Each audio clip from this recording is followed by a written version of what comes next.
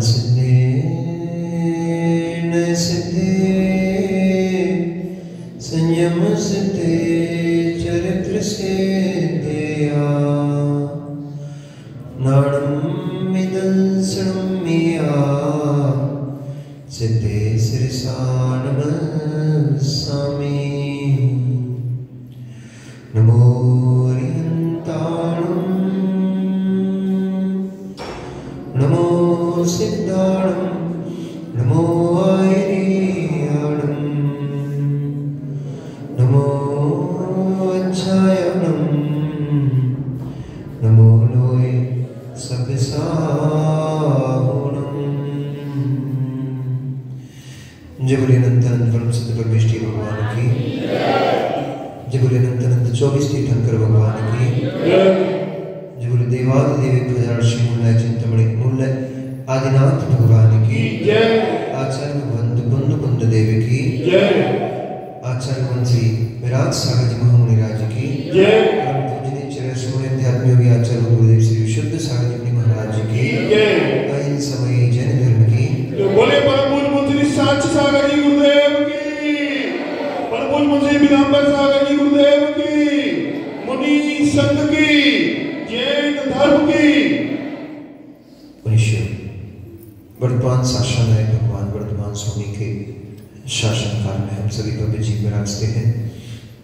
परम भट्टारक महाश्रमण उन भगवान वर्तमान स्वामी के मुख कमल से निश्चित भगवती माँ जनवाणी का हम सभी करुणांजलि लगाकर विधान कर रहे हैं। यह बागवादिनी यह भगवती माँ जनवाणी सभी जीवों का कल्याण करे, सभी जीवों का मोक्ष मार्ग प्रशस्त करे।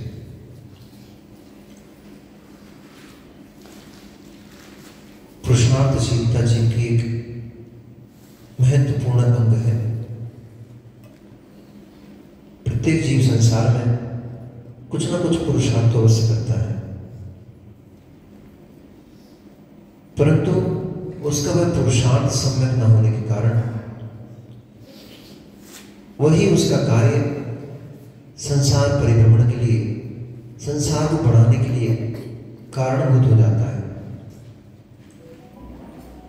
यदि वही जीव अपनी उस पूरी ताकत को जो संसार के बढ़ाने के कारणों में लगाता है, उस शक्ति को, उस ताकत को यदि वह समीचीन मार्ग में आकर के समीचीन रीति से उस पुरुषार्थ को करे, तो उस पुरुषार्थ की प्रबलता से वह जीव संसार परिभ्रमण के, संसार दुखों को छोड़ करके परम सुख की अवस्था को प्राप्त हो सकता है। वे लोग तो बेचारे अभागे हैं जो सिर्फ भाग्य के भरोसे बैठे रहते हैं। वे भाग्याधीन कभी भी संसार गर्त से बाहर नहीं निकल पाएंगे।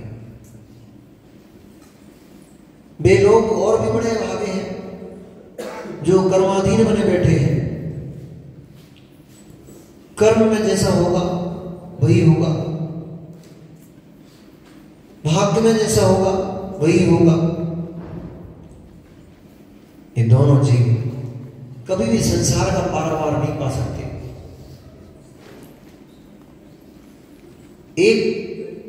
एक जीव और होता है, वो कहता है मैं अपने पुरुषार्थ से इसको सिद्ध करूंगा। वो ही इस परिभ्रमण को शांत कर पाएगा, क्योंकि पुरुषार्थ के अभाव में न कर्म कुछ होता है, पुरुषार्थ के अभाव में न भाग्य कुछ होता है। ऐसा कहने में आता है, सुनते हैं अपन।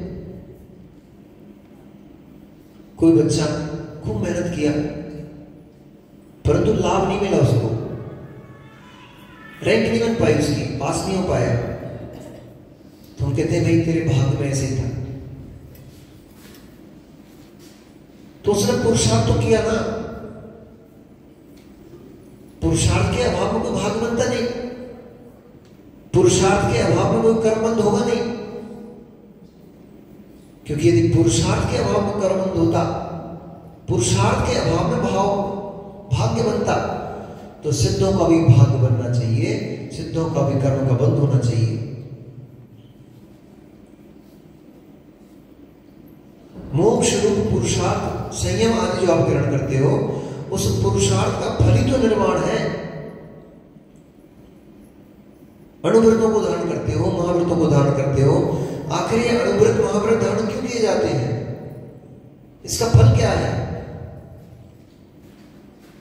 निर्दोष शरीर का पालन करना, इंद्रिय निरोध करना, 5 महाव्रतों को पालन करना, मूल गुण उत्तर गुणों को पालन करना, ये सब क्यों किया जाता है? इनका फल क्या है? इनका फल आत्मलीनता, और आत्मलीनता कार्य हो गया, एक पुरुषार्थ हो गया वो भी। उस आत्मलीनता का फल क्या है? उसका फल है मोक्ष। ध्यान का फल मोक्ष। विशिष्ट ध्यान क्या है? आत्मलीनता एक विशेष ध्यान है, और उस ध्यान, उस पुरुषार्थ का फल है निर्वाण सुख मोक्ष। परंतु वो तभी मिलेगा जब ध्यान निर्मल होगा, जब ध्यान सम्यक होगा, तब मोक्ष मिलेगा। ध्यान करने तो बैठ गए, ध्यान की विधि नहीं पता लगा ध्यान की जगह दुर्ध्यान कर बैठे। इसलिए भैया, धर्म करते हुए कहीं ऐसा तो नहीं कि हम मिथ्यात्व पाले बैठे हैं। धर्म करते हुए कहीं ऐसा तो नहीं कि हम अधर्म पाले बैठे हुए हैं और हमें लग रहा है हम तो बहुत धर्मात्मा जीव हैं, हम तो धर्म कर रहे हैं।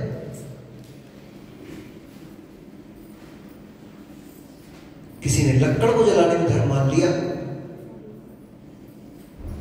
किसी ने स्नान आदि की क्रिया में धर्म मान लिया, किसी ने बाल और जटाओं को बढ़ाने में धर्म मान लिया, किसी ने बाल जटाओं को कटाने में धर्म मान लिया,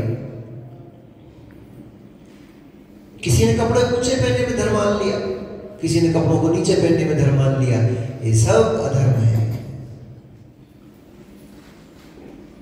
क्योंकि आचार्य भगवंत लिख रहे हैं, बत्तु सहापो धम्मो, जो वस्तु का स्वभाव है वो धर्म है। कपड़ा में तेरा स्वभाव है, बाल जटाने तेरा स्वभाव है, ये शरीर को रंग रोगन करना, गंध लेपन आदि करना, ये सब तेरा स्वभाव नहीं है। ये सब बाह्य परद्रव्य है, और इनमें तू धर्म खोज रहा है, तू अधर्म में चला गया।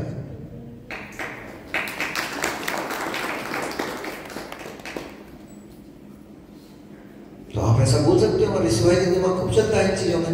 तो ऋषिभाई हमारा बोल सकता है कि महाराज जी आप भी तो बोलते हो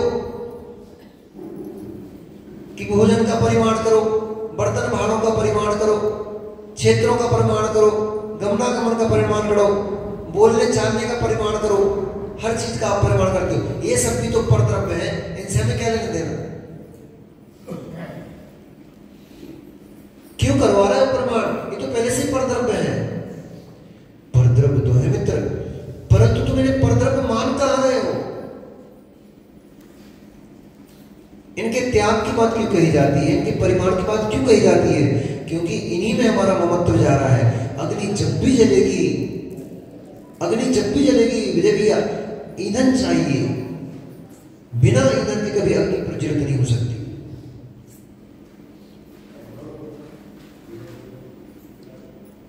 एक जरा सी माचिस की काड़ी भी जलाओगे ना, उसके लिए रोगन चाहिए होता है। अग्नि जब जलेगी जब उसमें रोगन होगा, माचिस की तीली डंडी होगी, तभी उसमें अग्नि जलेगी, अन्यथा अग्नि नहीं जलेगी। चकमक की बटैया में भी जब उसको घर्षण करते हो, उस चकमक की बटैया में भी चिंगारी प्रज्वलित होती है, उसमें भी ईंधन काम कर रहा है। बिना ईंधन के जैसे अग्नि प्रज्वलित नहीं होती है, ऐसे ही बिना आसक्ति के परिग्रह नहीं होता है, और बिना वस्तु के उसमें आसक्ति जाती नहीं है, इसलिए वो वस्तु भी परिग्रह संज्ञा को प्राप्त है। ये वस्तु परिग्रह नहीं होती है, वस्तु परिग्रह नहीं होती है। यदि वस्तु परिग्रह होने लग जाएगी तो संसार में ठसाठस वस्तुएं भरी पड़ी हुई हैं, क्षेत्रव्य ठसाठस भरे पड़े हुए हैं, खुद का द्रव्य ठसाठस भरा पड़ा हुआ है, विसिद्धि भी परिग्रही हो जाएंगे। वे अनंत प्रभु भी समोषण विराजमान है, रत्नमयी स्वर्णमयी कमलासन के ऊपर अधर्म में 4 अंगुल पर विराजमान है वे भगवान, उससे जुड़ ही नहीं रहे। 64 चंवर उनके ऊपर डर रहे हैं। देव अपने आप नहीं डर रहे हैं, देव उनके ऊपर 64 चंवर डरा रहे हैं। उनका भामंडल भव्य जीवों के, 3 भव भूत के, 3 भव भविष्य के, 1 भव वर्तमान के, 7 भवों को दिखा रहा है प्रत्येक जीव के जो समुद्र में बैठा है। देव दुंदुभी बज रही, अष्ट प्रातिहार है। इतनी बड़ी प्रवचन सभा, लाखों करोड़ों अरबों खरबों की संख्या में जिसमें श्रोतागण बैठे हुए हैं। इतना बड़ा परिग्रह, मणिमयी शिला के ऊपर 3 कटनियां, उन कटनियों के ऊपर जिनमें तुम्हारे घर में क्या है माताओं, फिर भी इतनी सी चीज नहीं छूट रही हमसे। घर में टूटी फूटी ईंटें तक तो पड़ी नहीं है, तब भी नहीं छूट रही हमसे संपत्ति। परंतु तीर्थंकर भगवान का वैभव तो देखो कि जिनके 12 उनकी शिला के नहीं, जहां सभा में श्रोता बैठते हैं उस सभा की जो दीवार बनी होती है वो दीवार स्फटिक मणि की बनी होती है। नील मणि की शिला के ऊपर समुद्र की रचना होती है।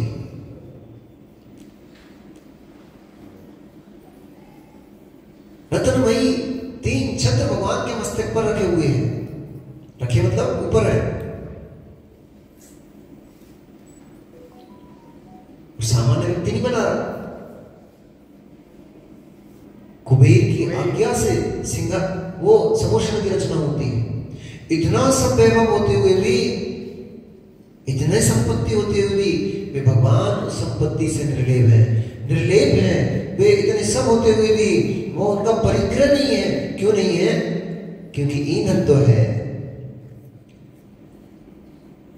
परंतु अग्नि नहीं है, जुड़ नहीं रहे इससे अपने स्वभाव से। और अग्नि है परंतु ईंधन, सामग्री रूप अग्नि तो है परंतु उनका ममत्व भाव उसमें नहीं है, मोहिनी कर्म नहीं है उसमें। मोहिनी कर्म का अभाव हो जाने से भगवान का उसमें मोह उत्पन्न नहीं हो रहा, राग द्वेष परिणाम उत्पन्न नहीं हो रहे हैं। इसलिए वह सब सामग्री होते हुए भी वे उस सामग्री की परिग्रह संज्ञा को प्राप्त नहीं है। उनका उसमें कोई भी ममत्व भाव नहीं होता।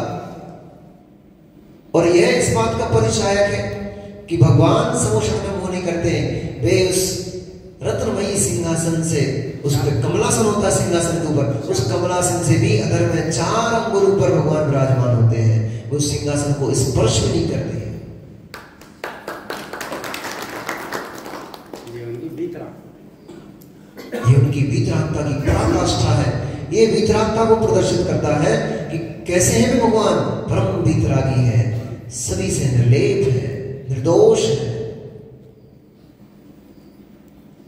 लोभ नहीं है, निर्लोभता है। लोभ रहित हो चुके भगवान। हमें तो घर के टूटे फूटे बर्तनों में लोभ लगा हुआ है, टूटी पड़ी झाड़ू में तक लोभ लगा रहता है व्यक्ति का, वो भी नहीं फेंकी जाती। कैसे काम चलेगा? कैसे काम चल पाएगा? घर में पड़ी टूटी झाड़ू में भी हमारा ममत्व भाव जा रहा है। जब घर में पड़ी टूटी झाड़ू में ममत्व भाव जा रहा है तो फिर वो टूटी झाड़ू भी आपको कर्म का आश्रवण बंद करा रही है। ये भी पक्का है। मत छोड़,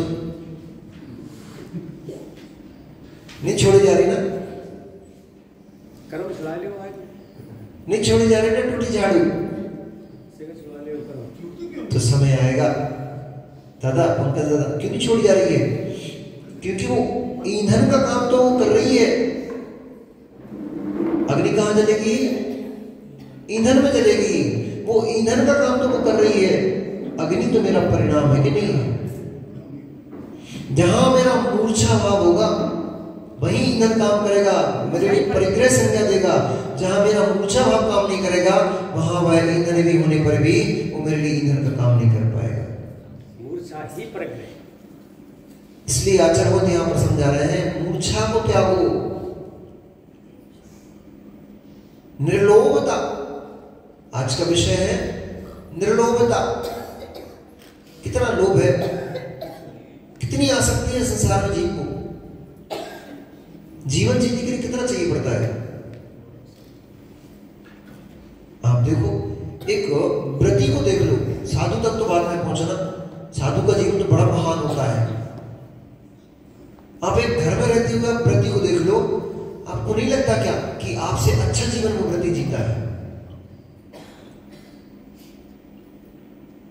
किसी एक अरबपति खरबपति को उठा करके खड़ा करो, जिसके पास अपार संपत्ति पड़ी हुई है, नगर नगर में जिसकी फैक्ट्रियां लगी हुई हैं, उसको खुद नहीं पता कि प्रति माह मेरे घर में कितनी संपत्ति आती है, मशीनें लगी हुई गिनने को।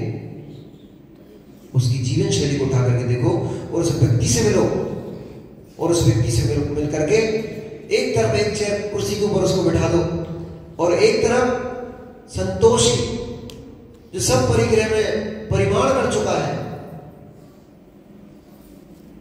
धन संपत्ति आदि सबका परिमाण कर चुका है, आवागमन का परिमाण कर चुका है, खाने पीने का परिमाण कर चुका है, वस्त्र भोजन का परिमाण कर चुका है, भाषण का परिमाण कर चुका है, सोने का परिमाण कर चुका है, हर चीज का जो व्यक्ति परिमाण कर चुका है, उस व्यक्ति को उसके बाजू में चेयर पर उठा दो, उसके बाजू में आकर के आपको पता लग जाएगा सुखी कौन है, आनंदित जीवन किसका है। यही तो हमारी मूर्खता है, यही तो हमारी अज्ञानता है। हम सुखी तो होना चाहते हैं, पर हम सुखी के कार्य नहीं करना चाहते। लोभ इतना लगा हुआ है, लालच इतना लगा हुआ है, सुखी हो तो हो कैसे? क्योंकि लोभ हमें सुखी होने नहीं दे रहा है। आप लोगों ने व्यसन पढ़े होंगे, कितने होते हैं व्यसन? कितने व्यसन होते हैं? 7 व्यसन सबने पढ़े हैं। अब एक व्यसन और पढ़ो, क्योंकि आचार्य भगवंत रखा तो ये चोरी करना, वेश्यागमन करना, परस्त्री सेवन करना, 7 व्यसनों को तो आपने सुन के रखा हुआ है। 18 व्यसनों की उन्होंने व्याख्या की, उस 18 व्यसनों में लोभ नाम का व्यसन रखा।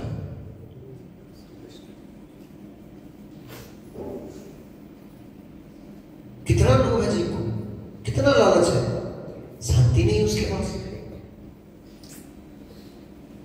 एक सेकंड के पता नहीं है, एक सेकंड के बाद जीवन में क्या हो जाएगा, परंतु इच्छाएं इतनी है, यहां से भी आने दो, वहां से भी आने दो, वहां से भी आने दो, सब आने दो, और बल्कि इनके घर से भी आने दो, उनके घर से भी आने दो, जहां से हो सबका बटोर बटार के हम रख लें। क्या करोगे उसका? खाओगे तो 4 रोटी, पहनोगे तो दिन में 1 जोड़ी कपड़ा, 2 पहन लोगे, 3 पहन लोगे, 4 पहन लोगे।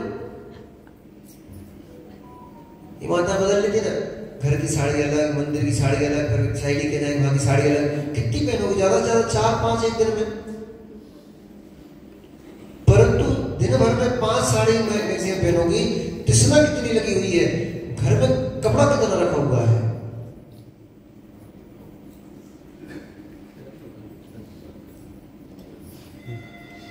एक व्यक्ति अरबपति खरबपति, फैक्ट्री पे फैक्ट्री लगी हुई है, पर उसको 1 सेकंड के लिए भी संतोष नहीं मिलता है, 1 सेकंड के लिए चैन नहीं है।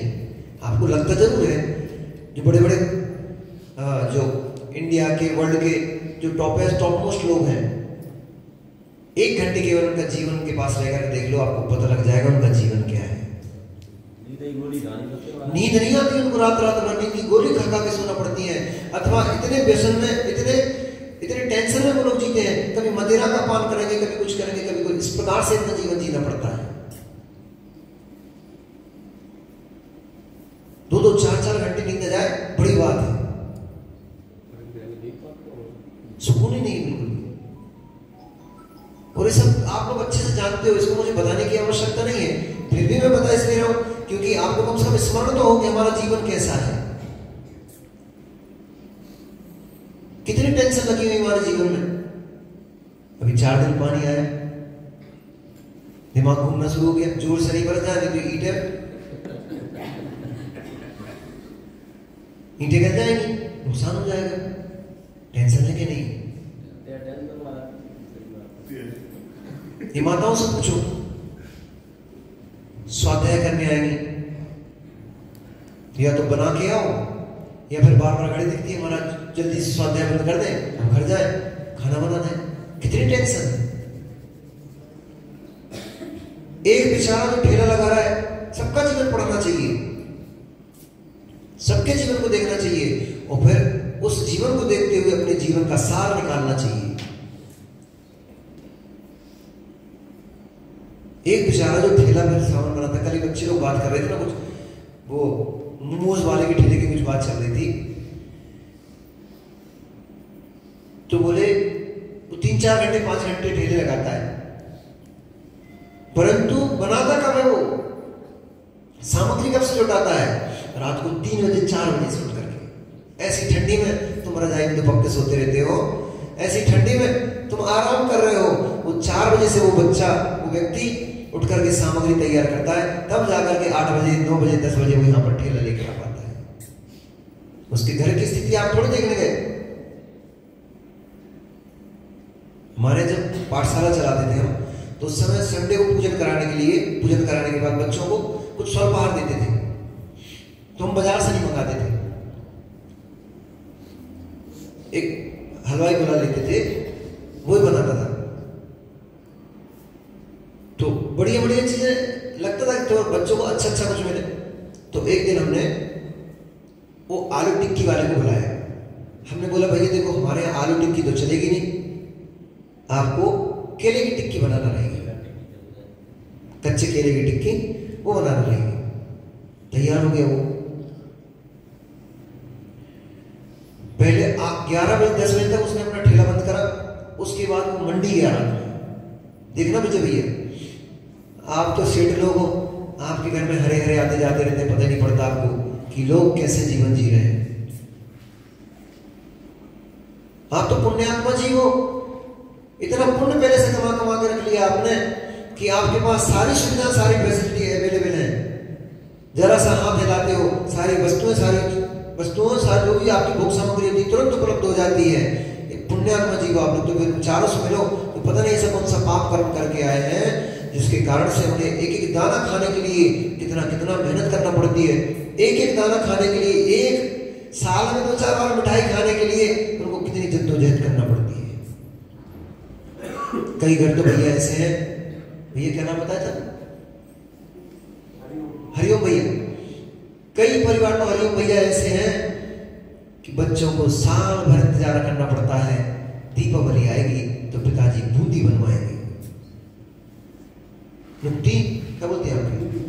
बूंदी। ऐसे भी परिवार हैं, आप उस बूंदी को देख नहीं रहे हो, खाना पसंद नहीं कर रहे हो।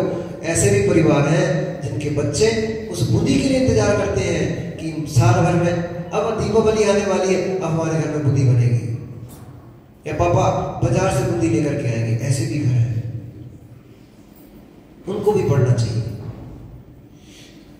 बच्चे ने 11 बजे दुकान अपना जो ठेला बंद किया, उसके बाद फिर वो मंडी गया, मंडी से वो केले लेकर के आया। 4 बजे रात से उठ करके उसने उन केलों को सुधारना सही करना ठीक किया, क्योंकि 7:30 बजे 8 बजे 10 बजे 9 बजे उसको टिक्की बना के देना है। बच्चे ज्यादा रहते थे, लगभग 100-125 क्वांटिटी में बनती थी, बच्चे रहते थे, तो हमको कम से कम 2-3 टिक्की तो आएंगी, 300-400 टिक्कियां उसको बनाना है। तो उन 100 बच्चों की पूर्ति के लिए उसको 3 बजे रात को उठा। 12 बजे तो वहां से आया, वो सोया, 3 बजे उठ गया। ऐसी ठंडी के दिन थे। 8 बजे लेकर के 9 बजे लेकर के 8:30 बजे वो मंदिर में आ गए, धर्मशाला में। उससे मैंने पूछा, अब उनको तो अपने आलू के हिसाब का पैसा बताया उसने, अब उसमें उसको थोड़ा घाटा लग रहा था, क्योंकि केले महंगे आते हैं, आलू के रेट में थोड़े केले आते हैं। उसने आलू की टिक्की के हिसाब से पैसा बता दिया, उसको लगभग 100-200 रुपए का नुकसान हो रहा था। फिर भी वो बच्चा ये नहीं बोला कि भैया मुझे इसमें नुकसान हो रहा है। वो मेरे से बोला, भैया मैंने थोड़ी बहुत ज्यादा मेहनत की इसको बनाने में, कुछ थोड़ा ज्यादा दे दो ना। फिर मैंने उससे पूरी हिस्ट्री पूछी इसकी।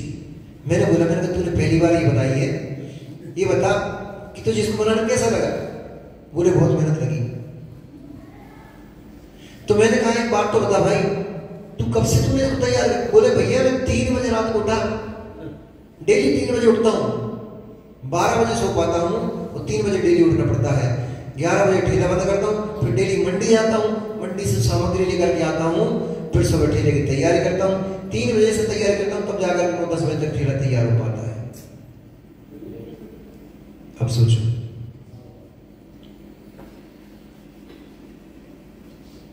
ऐसा जीवन जी रहे हैं लोग, वो भी अपना जीवन जी रहे हैं कि नहीं जी रहे हैं? हर दिन हो सकता है 500 रुपये कमाता हो, 1000 कमाता हो, जो भी कमाता हो, पर उस 1500 रुपये उसका जीवन चल रहा है कि नहीं चल रहा है? और अच्छे से चल रहा है, उसमें भी प्रसन्न है। और एक व्यक्ति 1 घंटे जाकर के सीट पे बैठता है, 1 घंटे के 50-50 हजार रुपए, 1-1 लाख रुपए लेके आ जाता है, 1 घंटे के 1-1 लाख रुपए लेके आ जाता है। ऐसे भी लेक्चर्स होते हैं, मिनटों के पैसे मिलते हैं वहां पर लेक्चर्स होते हैं। तो बड़ी बड़ी यूनिवर्सिटीज जो होती हैं उनमें कॉन्ट्रैक्ट बेस्ड जो टीचर्स बुलाए जाते हैं, लेक्चरर बुलाए जाते हैं, स्पीकर बुलाए जाते हैं, उन स्पीकर्स को 1-1 मिनट के पैसे मिलते हैं, 10-10 हजार रुपए मिनट के पैसे देते हैं। मैंने एक सेमिनार अटेंड किया था, मैं बहुत घुमा फिरा हूं। मैंने एक सेमिनार अटेंड किया था, उसमें 1 घंटे बोलने के 50 लाख रुपए लेता था।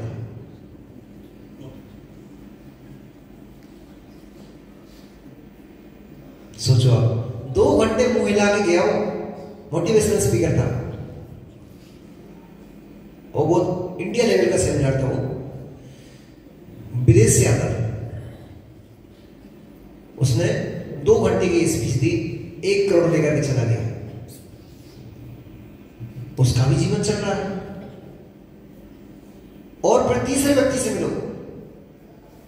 तीसरा व्यक्ति है जो अणुव्रतों को धारण किए हुए है, मात्र अपने पास 2 जोड़ कपड़े रखता है, वो भी सफेद वाले। 24 घंटे में केवल 1 बार भोजन करता है, 1 बार पानी पीता है। घर में एक छोटा सा कमरा है उसका, उसमें उसके पास 4 किताब जिनवाणी की हैं, 1 चटाई है जिसमें वो सोता बैठता है।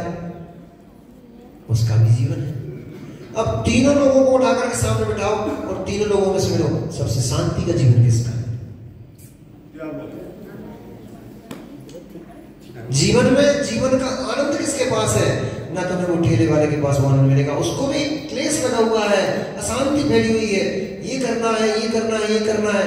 वो करोड़पति है, भले ही घंटों में करोड़ कमा रहा है, वो भी अशांत बैठा हुआ है। अभी ये सेमिनार किया, अब वहां जाके करना है, अब वहां जाना है, उनसे मिलना है, उनसे मिलना है, अशांति फैली मची पड़ी हुई है।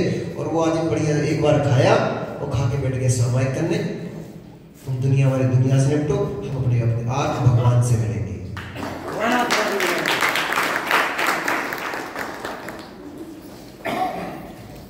शांति जहां है, तुम चाहे नहीं लोगों में शांत होना है। सुख है पर तुम चाहे नहीं लोगों में सुखी होना है, क्योंकि लोभ लगा हुआ है। जीवन में निर्लोभता नहीं है। लोभ का शायद समन होती चली जाए, शांति आती चली जाती है। जितनी अशांति है ये सब लोभ के कारण है। अभी महाराज कथा सुना रहे थे वो चोर की। चोर भी तो शांति से जीवन जी सकता है अपना, थोड़े में उसको भी संतोष हो सकता है। यदि थोड़े में संतोष हो जाए तो इतना तो कोई भी व्यक्ति कमा सकता है कि जिसमें 2 वक्त की रोटी मिल जाए और 1 बार 1 जोड़ कपड़े मिल जाए शरीर में। 2 जोड़ कपड़ों में बहुत अच्छे से जीवन निकल सकता है। चाहो तो वो पड़ जाए फिर 2 जोड़ ले आओ। हम जब आचार्य जी के साथ बिहार कराने जाते थे तो एक बार क्या हुआ, पहली बार जब हम शिविर में गए, बिहार कराने गए शिविर के बाद, तो हम 4-5 जोड़ कपड़े डाल के बैग में ले गए, 2 जोड़ दुपट्टे ले गए। अब रास्ते में कहाँ धोएंगे, कहाँ क्या करेंगे, तो 4-5 जोड़ कपड़े डाल के ले गए, 2 जोड़ दुपट्टे डाल के ले गए। बिहार हुआ। अब बिहार हुआ तो बिहार में ऐसा कार्यक्रम रहता है कि सुबह बिहार करके पहुंचे, तब तक स्वाध्याय का समय हो गया, थक भी गए। 10-12 किलोमीटर चलो तो हाथ पैर भर गए। उस समय आदत नहीं थी इतनी, हाथ पैर भर गए तो कौन कुछ करे, कहीं बैठ के रह गए।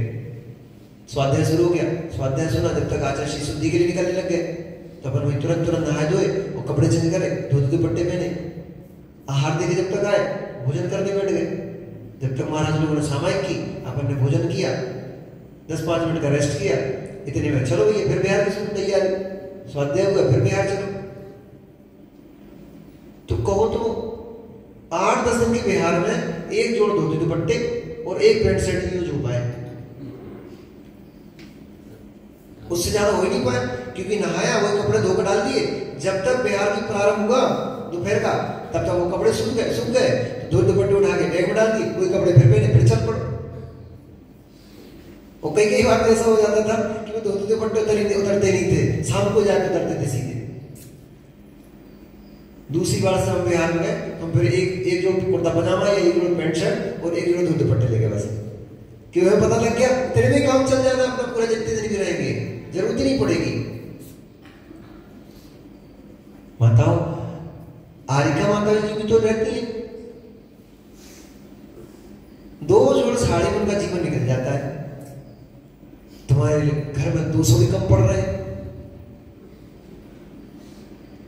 आरिका माता जी भी अच्छा जीवन जीती हैं, आपसे तो अच्छा जी लेती हैं, और आपसे क्या, आपसे तो अच्छे जीती हैं, क्योंकि वो तो संयमी है।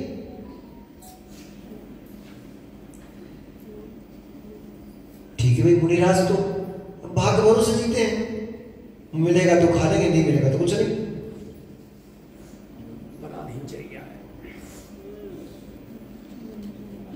पराधीन नहीं, पूर्ण स्वाधीनचर्या मुनिराज की, व्यवहार से कह लो आप पराधीनचर्या। मुनिराज की चर्या पूर्ण स्वाधीन होती है, कोई पराधीन नहीं है।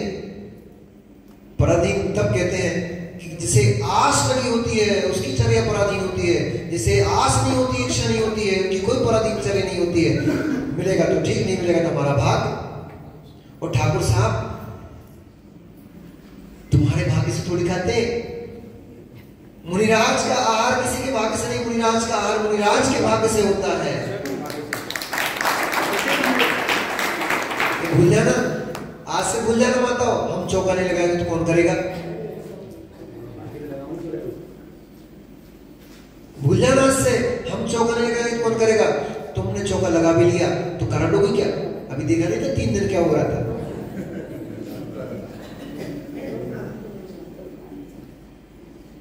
आपने चौका लगाया, सुंदर सामग्री बनाई, थाली दिखाई, सब कुछ करा, मुनिराज ने नीली खोली, पता लगा इतने में बाल चंद जी टपक गए। अब कराओ आहार, कैसे कराओगे?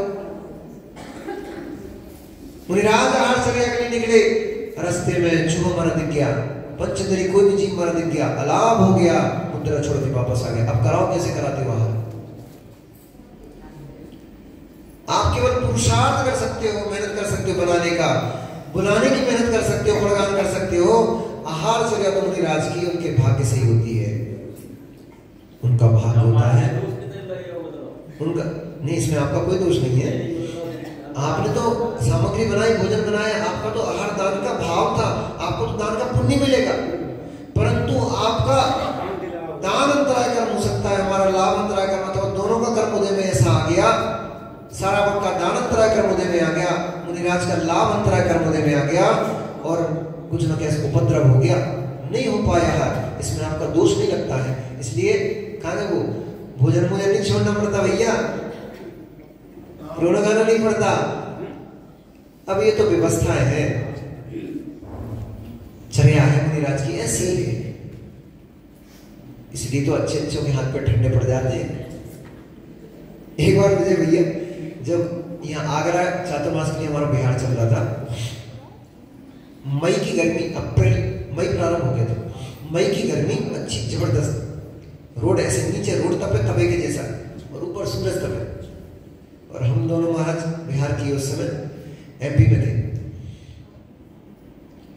तो एक स्थान से बिहार हुआ, अब हमें बिहार करना था 60 किलोमीटर, और 60 किलोमीटर के बीच में पूरा जंगल ही जंगल, कोई समाज नहीं, कोई घर नहीं, कुछ नहीं, जंगल ही जंगल। शावकों ने चौका लगाकर आहार कराया, नगर पड़ा, वहां पे आहार हुआ। दूसरे दिन रास्ते में आहार होना था, बेचारे शावक इतनी दूर से चौका लेके आए, उन्होंने चौका लगाया, मेहनत करी, किस्मत से जहां हम लोगों को रोकने की व्यवस्था की गई थी वो स्थान नहीं मिल पाया। तो रास्ते में बीच में एक राइस मिल बन रही थी, तो उसकी शेड बन रहा था उसका, लोहे का, वो लोहे के सेट के नीचे स्थान मिला। अच्छी मई की चिलचिलाती धूप और पूरा प्रांगण खुला, केवल लोहे का एक सेट डला। उस चद्दर के सेट के नीचे पूरी दिन निकली और आधी 2-3-4 मिली जल लिया और आधी गिलास दूध ले पाए, बाल आ गया। बैठ गए, फिर चले वहां से। रात्रि में ऐसी गर्मी में पड़े रहे रास्ते में। सुबह फिर चले, 12-13 किलोमीटर शाम को चले अंतराय के बाद धूप में। फिर सुबह 10-11 किलोमीटर 12 किलोमीटर फिर चले, क्योंकि 2 दिन में 60 किलोमीटर नापना था। एक दिन बिहार पे अलग मान लो तो 4-5 बिहार में 60 किलोमीटर चलना था। 12-5-60 मान के चलो तो 12-12 किलोमीटर का लगभग एवरेज था। फिर चले 12-24 किलोमीटर चल के फिर आहार के लिए उठे, जल ले पा 2 दिन मिली, फिर जीव आ गया, फिर बैठ गए। तीसरे दिन, अब गर्मी में तीसरे दिन हालत ऐसी हो गई कि चलते नहीं बने। एक भाई था बेचारा ने, उसने खूब भैयावृत्ति करी, पानी मानी की छींटे मारे, नैपकिन से उसमें फटकार वटकार लगाई, थोड़ी शरीर में थोड़ी जान आ गई। फिर चले, तीसरे दिन आहार हुआ। अब 2 दिन के आहार के बाद गर्मी ऐसी भड़क रही थी कि बस ऐसे लग रहा था पानी पियो जल्दी और बैठ जाओ। तो हल्का फुल्का आहार हो पाया, वो बैठ गए। फिर बिहार किया 14 किलोमीटर जाकर के, फिर एक क्षेत्र पर पहुंचे। पता लगा वहां पे दूसरे तीसरे गिलास में वहां फिर बाहर आ गया। 100 किलोमीटर में मात्र एक आहार हुआ, वो भी ढंग का नहीं हुआ। आप कर तो सकते हो मेहनत, देने वाले तो शोधन 3-3 जन शोधन कर रहे थे। ये बोलते ना लोग, महाराज जी हम इतना शोधन करते हमें नहीं दिखता, और आप एक उंगली घुमाते हो आपको दिख जाता है। कर्म भाग्य, जब अंतराय कर्म हमने माना तो हमें तो दिखेगा, तुम्हें कैसे दिखेगा? हमने जीवों को अंतराय डाला होगा, हमने कभी किसी के भोजन में विघ्न उत्पन्न करा होगा, अपने लोभ में लालच में आकर के दूसरे जीवों को दान नहीं देने दिया होगा, इसलिए दान अंतराय कर्म बाधा, और लाभ नहीं होने दिया होगा इसलिए लाभ अंतराय कर्म बाधा। इसलिए तो कहते माताओं सबको देने दो। आपने चौका लगाया, बहुत अच्छा काम किया। कोई श्रावक श्राविका आपके घर में आहार देने आए, उसको रोकना मत। आप तो अहोभाग मानना, ऐसे तो हमारे घर में कौन आता है कौन जाता है। धन्य ये दिगंबर मुनिराज हमारे नगर में हमारे घर में पधारे हैं, इनके कारण से 4 लोग कम से कम हमारे घर में घूमने फिरने आ रहे हैं। और बल्कि आपको ये चाहिए कि मुनिराज के उत्तम पात्र के आहार दान का तो आप फल कमा रहे हो, वो जघन्य पात्र है उसको भी बिठा दो, भैया तू भी बिना भोजन करे नहीं जाना हमारे घर से। क्या लगना है अपना? तुम्हें लोग 4 रोटी बनाना पड़ेगी, कौन बोले रहने तो दो। ऐसा तो नहीं लगता, राजा खेड़ा की अम्मा को नहीं लगता ऐसा। अरे अतिथि संविभाग व्रत है आपका, व्रतों में रखा है उसको। पुण्यवर्धन के कामों में, पुण्यवर्धन के कारणों में अतिथि संविभाग, कर्म 6 के कारणों में अतिथि संविभाग नाम का व्रत रखा हुआ है। और अपन क्या देखते हैं कि हमसे नहीं बोलते महाराज जी भाई ये श्रावक बाहर से आए, इनको ले जाओ तुम्हारे घर में। ऐसा नहीं सोचना चाहिए, ऐसा सोचना चाहिए कि अहोभाग्य मेरा है कि मेरे नगर में व्रती हैं, उनको बुलाएंगे। नहीं है, बाहर से कोई व्यक्ति आया उसको हम अपने घर भोजन कराने लेके जाएंगे, कम से कम जघन्य पात्र के दान का पुण्य तो मिलेगा। अब पर आपको जघन्य पात्र नजर ही नहीं आता। सबकी नजर किस होती है? आचार्य महाराज पे। हाँ, अच्छी बात है, सबको सोचना चाहिए हमारे घर में आचार्य महाराज का बड़गान ना हो, तो जो महाराज है, मुनि महाराज है, उनसे संतोष करो। संतुष्टि होना चाहिए, निर्लोभता होना चाहिए, लोभ नहीं होना चाहिए। आहार दान दो, जो भी आपके घर में आया है उससे कहो भैया खूब दो आहार, एक बार हमें दिखा दो बस। हम एक बार शोधन कर दें, फिर आप खूब आहार कराओ। भले ही तुम एक गिलास मात्र दे पाओ, उनसे सबसे दिलवाओ खूब। आपने तो चौका लगाया ही, आपका तो द्रव्य है ही, तो आपको तो लबालब पुण्य मिलेगा ही मिलेगा। साथ में उसको आहार दान दिलवाने से उसका भी 6% आपको मिलेगा। आपके अकाउंट में तो खूब सारा आएगा। परंतु अपन के उल्टे चढ़ जाते हैं, अरे हमारा छोका है, हम नहीं देगा। अरे तुम्हारा तो दान जाएगा है, तुम्हारा तो तरफ लगी रहा है। उससे कहो आओ भैया तुम भी आहार दान दे लो। चित्त प्रसन्न होना चाहिए, सामने वाले का भी और अपना भी। लोभ नहीं करना चाहिए। हम ही हम थे, बाकी बेचारे गाय के लिए।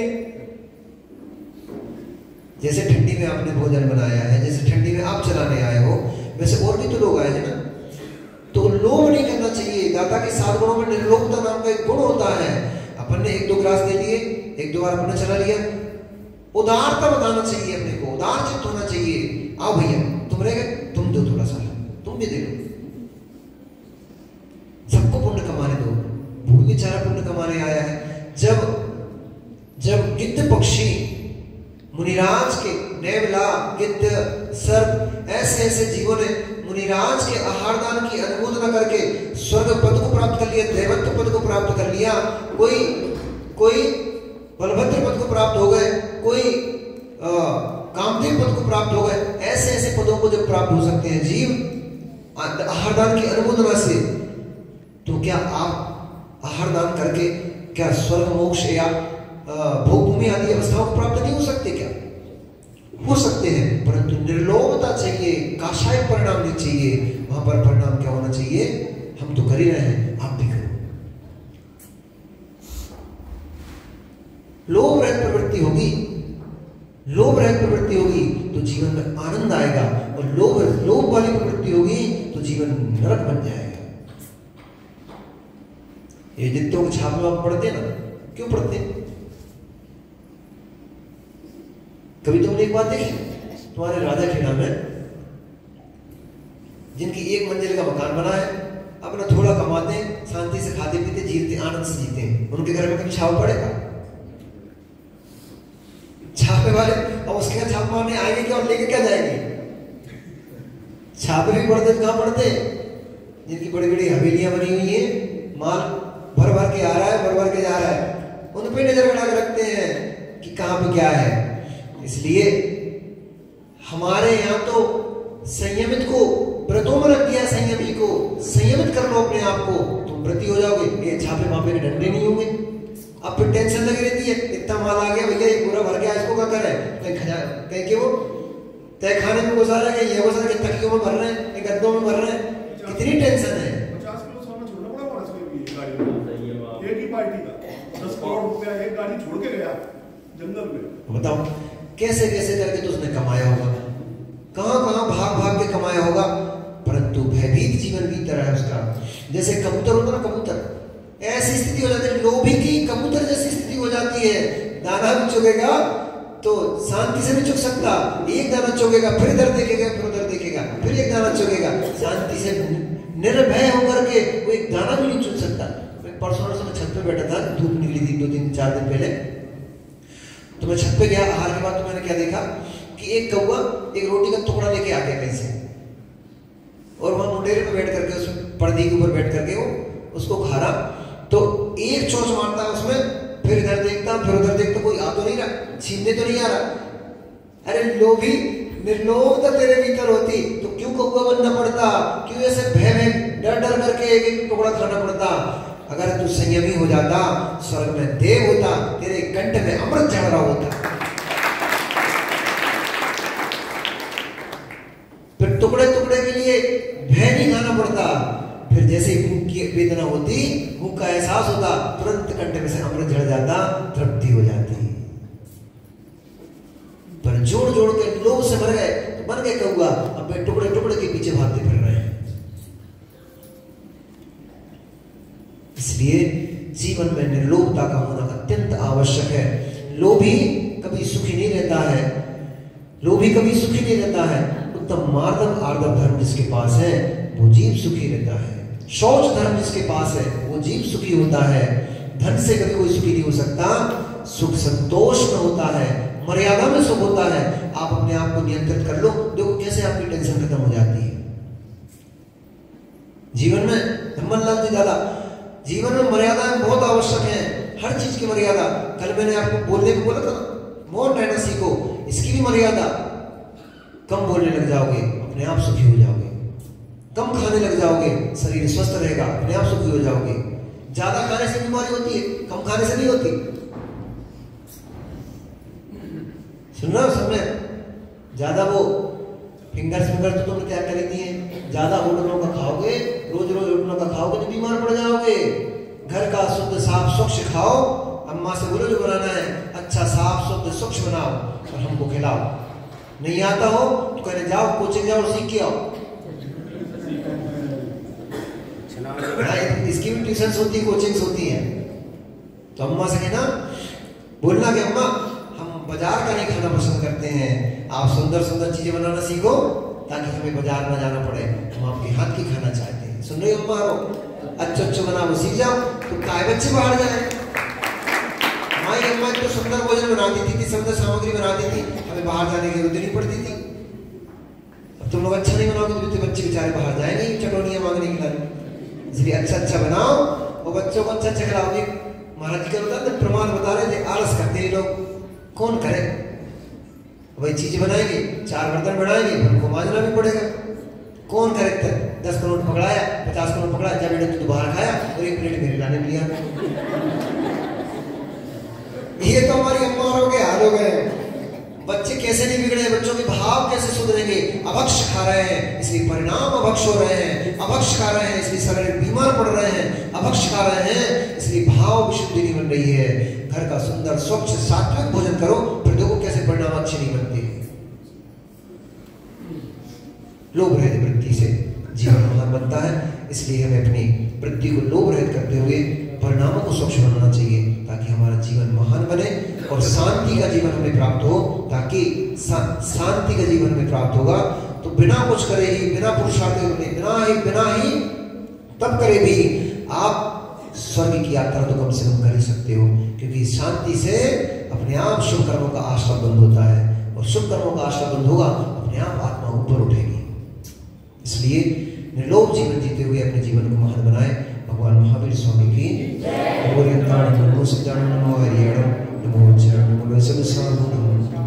बोले परम पूज्य मुंशी साची सागर जी गुरुदेव।